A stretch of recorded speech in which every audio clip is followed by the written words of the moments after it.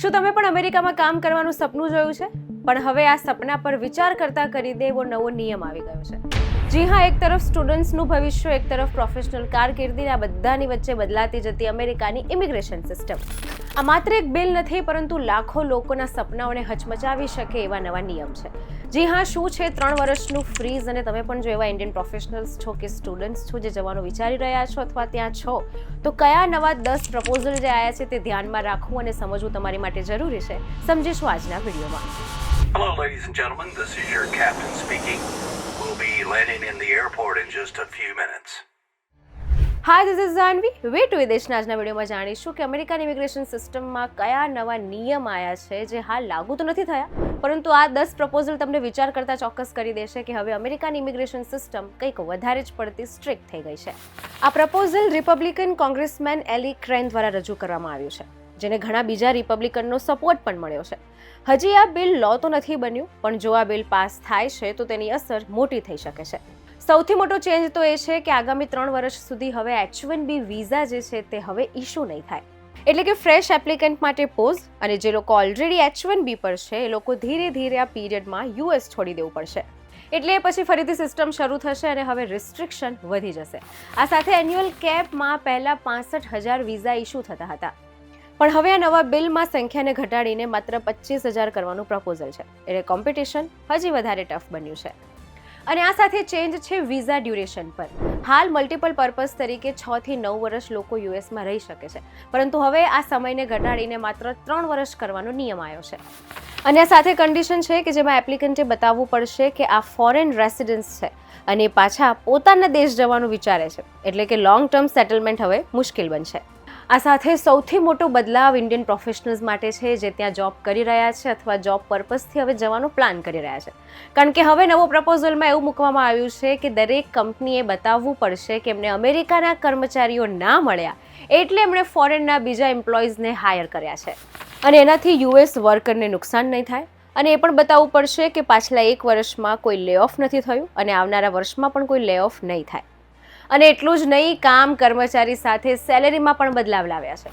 જી હા, બિલ પ્રમાણે H-1B વર્કર્સને કમસે કમ $2 લાખ સેલેરી આપવી પડશે.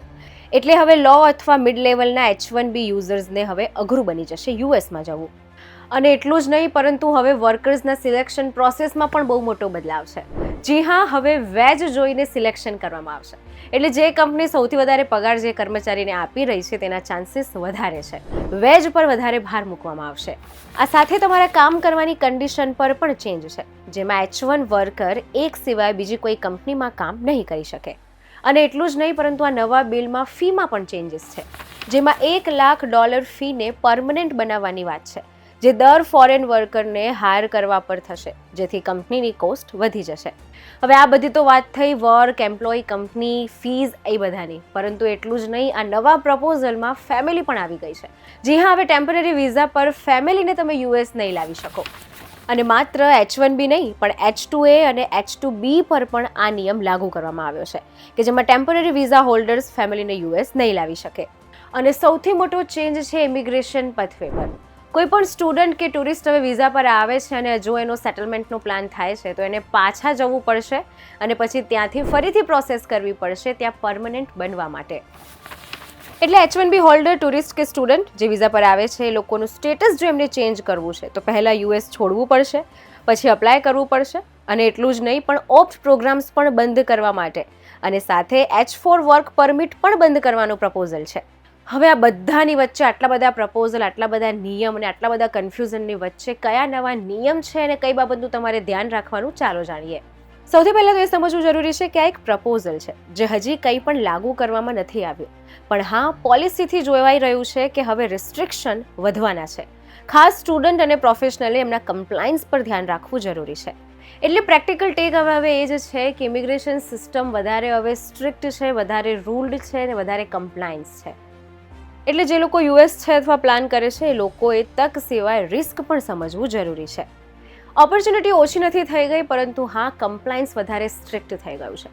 આ 10 પ્રપોઝલથી એવું તો જોવાઈ રહ્યું છે કે હવે ત્યાંની ગવર્મેન્ટ વધારે સ્કિલ્ડ બેઝ પર, વધારે વેજીસ પર અને ખાસ પોતાના દેશમાં જે પરમનન્ટ રહેવા નથી આવતા, જે પાછા પોતાના દેશમાં જવાનો પ્લાન રાખે છે, તેમને પહેલાં ચાન્સ આપી રહી છે. અને સૌથી મોટો પ્રશ્ન તો એ વર્કર્સ માટે કે જ્યાં એમને કંપનીને બતાવવું પડશે કે એ લોકોને યુએસના વર્કર્સ ના મળ્યા એટલે એમને ફોરેનના વર્કર્સ હાયર કર્યા છે. આ બધી જ બાબતો ક્યાંક ને ક્યાંક રિસ્ટ્રિક્શન, વધારે કમ્પ્લાયન્સ, વધારે રૂલ્ડ બેઝ અને વધારે સ્ટ્રિક્ટ કમ્પ્લાયન્સ જ બતાવી રહી છે. તમે પણ જો એવા ઇન્ડિયન્સ પ્રોફેશનલ્સ છો અથવા સ્ટુડન્ટ્સ છો જે અમેરિકા જવાનું પ્લાન કરી રહ્યા છે, તો proper long term future plan સાથે જ જજો. આવા જ ઇન્ફોર્મેટિવ વિડીયોઝ માટે જોડાયેલા રહો વીટીવી ડિજિટલ સાથે.